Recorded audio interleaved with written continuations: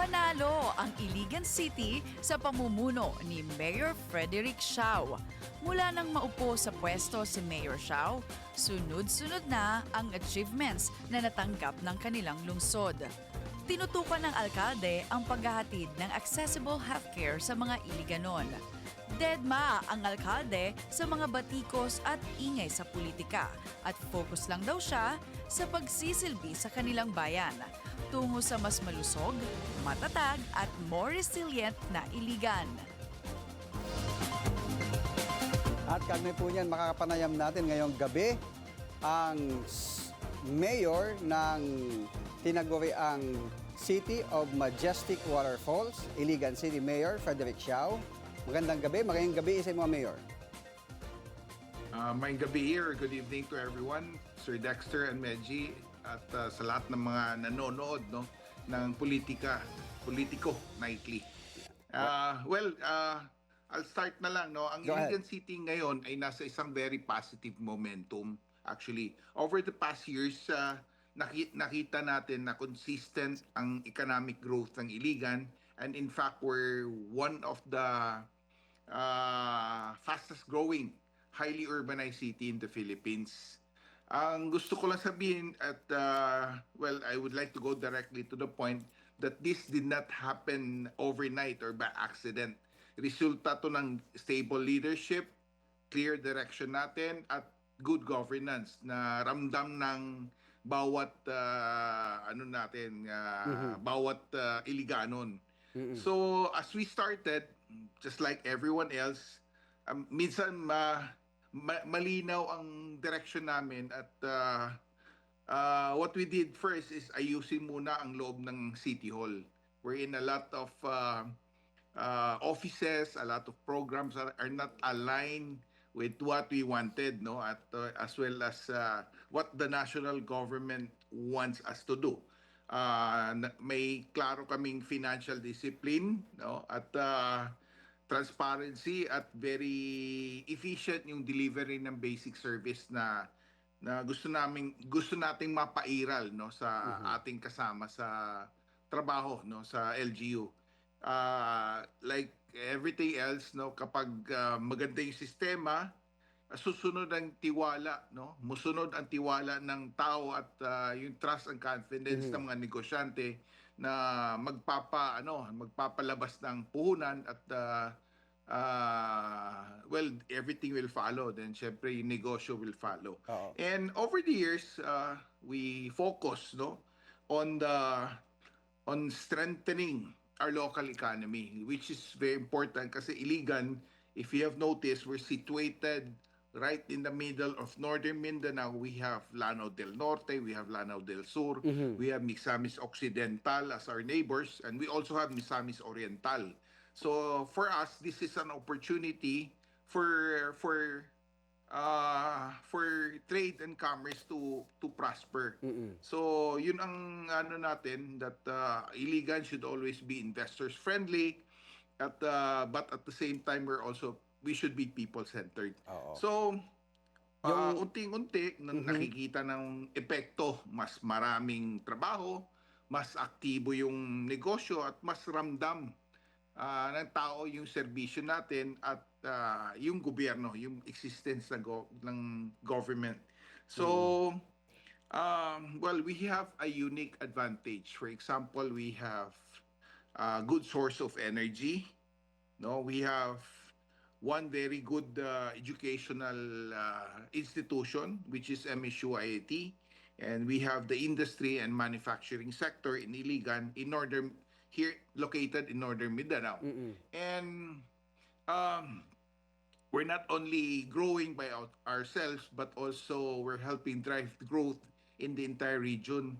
That's why we're identified as, kumbaga dito sa Region 10, yung 8.8 GDP namin is considered as the highest in the entire region. Wow, taas, Region 10, And kapag malakas yung Iligan, lumalakas din ang opportunities para sa mga kapitbahay natin, yung mga karatig lungsod at probinsya natin dito sa amin. So, Well, we should not also forget no na yung partnership natin between Iligan at yung national government natin. Particularly, we are very thankful with DSWD. Meron kasi silang binigay na core shelter fund nung dating Sendong, Mm-mm. panahon pa ng Sendong, at hindi pa nagamit o hindi pa na fully utilized ng dating administrasyon, at ngayon tinutukan namin at pumayag naman yung DSWD na gagamitin natin at ipatutuloy yung ano namin, yung the goal to finally give Sentong survivors the the shelter that they long wanted, no? At finally, within this year matatapos na yung project at finally ma-turnover na natin. Oo. Ah, So yung as strategy always, niyo, no, Mayor, is ano, parang from inside the City Hall at palabas yung yung pagbabago, kumbaga. what's very important kasi, sir, Dexter, ay maganda yung relation natin between us and the community, at importante naman yung trust and confidence nila Oo. sa amin, dahil pag syempre pag walang suporta galing sa taong bayan, at syempre iba na yun, iba na, no? Oo. So we're very thankful again, as being shown yung suporta ng DSWD sa amin. So Pero at sa tingin niyo, Mayor, doon sa iba't ibang sektor niyo diyan sa Iligan, ano yung pinaka-umangat, nakaambag sa pag-develop ng syudad? well, para sa akin, well, the Kasi kilala din manufacturing kayo sa sector. turismo, sa Oh, ah, manufacturing manufacturing, namin, yung yes. industry namin, at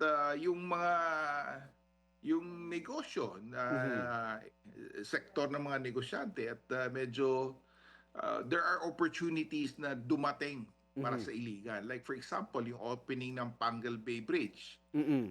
which for us is an opportunity that business people or people coming from Misamis Occidental can come over and Mas mabilis. do their trade na sa mas mabilis, mas maikling panahon. So opportunity ito, at buti na lang napaposisyon natin yung Iligan na to be able to cater to clients from other provinces. Mayor, may Well, pagbaba ng mga kaso ng online, bumaba yung kaso ng online Yes. sexual abuse and exploitation Yes, sir. sa mga bata sa pamamagitan po ng Na- inyong Project Safe. Ano po yung Yes. ginagawa? Bigyan nyo nga kami ng konting background ng proyektong ito. Well, ever since nung konsehal pa ako, alam ko na may malaking problema dito sa amin. So that's with regards to issues of OSAEC, no? Kasi dati akong chairman sa committee ng social services, at alam ko yung problema. So when I became the mayor and this a group approached me, informing me about this issue and what ano yung dapat namin gagawin. Immediately we were able to form a team, no? A team na composed of different stakeholders, galing ng PNP, galing ng Fiscal's Office, galing ng CSWD, DSWD, and we were able to create this team, supported syempre with the funds coming from the mayor's office, to somehow continue a non-stop campaign against OSAIC. At syempre yung judicial sector at ay very very supportive din. Marami tayong napa-apprehend o put to prison nung yung mga nag-exploit ng mga kabataan natin. Okay. So, in fact, it was recognized by the national government, the DSWD, the Department of Justice, ang ginawa ng Iligan, how come Iligan was able to surpass, no? So to somehow Dati kasi ang sabi nila we're number 2 overall eh. Ngayon we're out of the top 20. Yes. So it was for me, it is for me a very big achievement at non-stop pa rin kahit na Yung ginagawa po kahit ninyo. na at this Oo. time na medyo wala na kami sa top 20. Tuloy pa rin. Non-stop pa rin yung campaign. Oo. Pero Mayor, nakilala din ang Iligan City bilang potential destination daw ng digital nomads. May programa Oo. po ba ang lungsod ninyo para akitin yung mga remote workers at mga tech professionals? Well, what's important is a good we have to have infrastructures, no? Syempre, I have to admit it also na medyo may pagkukulang din sa So yan road ang kailangan networks tutukan. namin. Yes, na Oo. kailangan natin tutukan. We have to not only do it ourselves, but we have to ask the national government for help and make sure that yung tinatawag nilang digital nomad, although Iligan is we're actually malaki yung land na area namin. Kaya lang it's so it's an opportunity kasi, Kailangan yung para sa development pa. Oo. ng tourism ay nasa isang lugar lang na malapit sa city. Mhm. So medyo accessible, no? Accessible at hindi naman gaano ka mahirap puntahan yung lugar. At At sa well, we have September to- na pala, Mayor, yung inyong Fiesta. Diande Festival. Oo.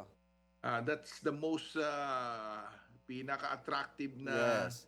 na activity natin bawat taon at I will like to take this opportunity Go to ahead. invite everyone ng mga followers natin sa programa natin to visit Iligan during the month of September. Actually, this is a month-long celebration and we have different activities every day until the peak, no, ng peak time na kasi yung piyesta namin is 29 September 29. Yung week na yun, 1 week na straight, no, na talagang very I should say very very vibrant ang mga tao at yung situation dito sa amin.